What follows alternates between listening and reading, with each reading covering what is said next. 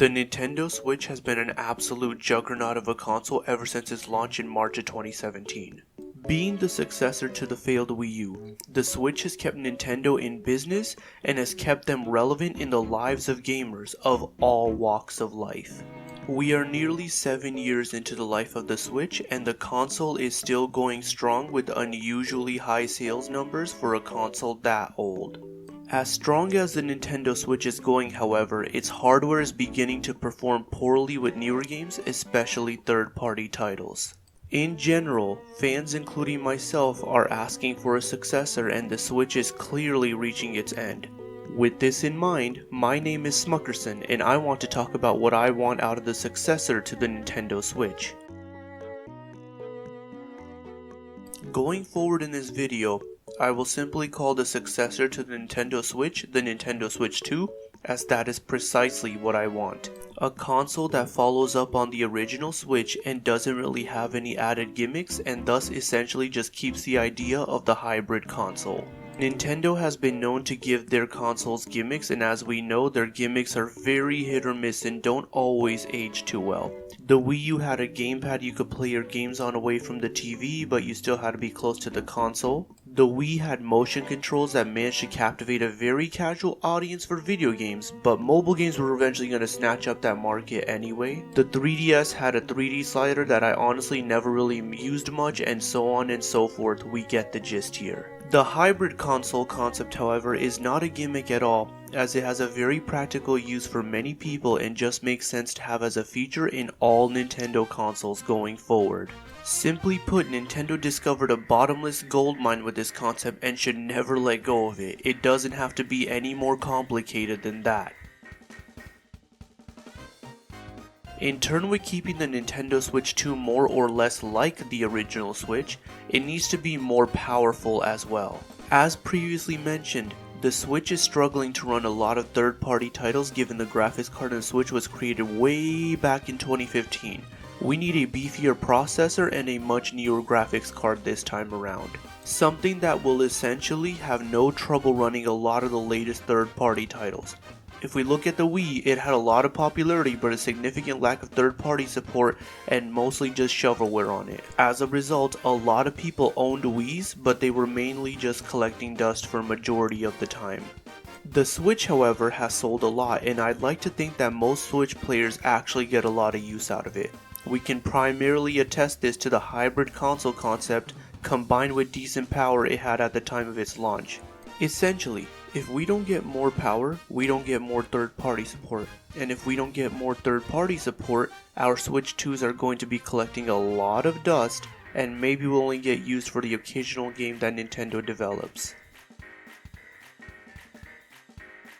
Aside from more powerful hardware, there are other hardware-related improvements that I would like to see on the Switch 2. I always thought the screen on the original Nintendo Switch looked nice, until the OLED Switch came out. In other words, the Nintendo Switch 2 should have an OLED screen, or at the very least an OLED model available at launch that may cost a bit more than the normal model.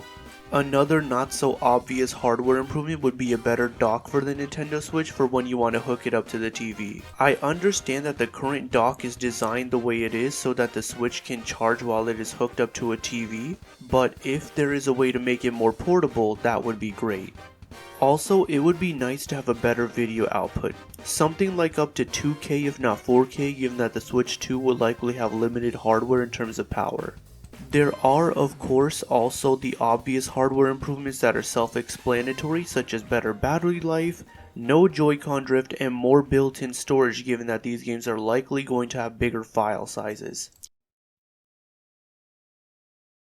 Given the large player base that we have with the Nintendo Switch, it is important for that player base to be encouraged to get a Nintendo Switch 2 as much as possible in the easiest way possible. Backwards compatibility can greatly assist with that.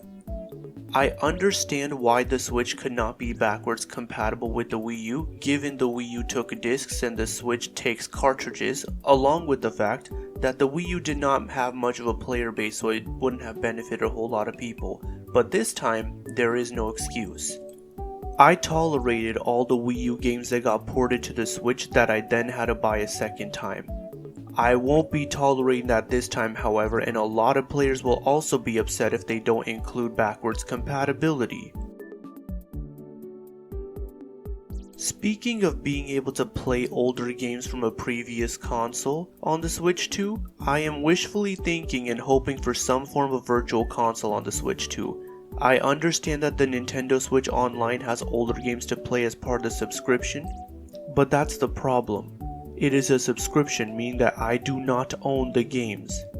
I strongly prefer the ability to buy whatever games I want and be able to own and play them forever over the potential of them being taken off the catalog and never being able to play them again. It's unfortunate though, as I'm aware that out of all the items I have on my wish list for the Switch 2, this one is the least likely.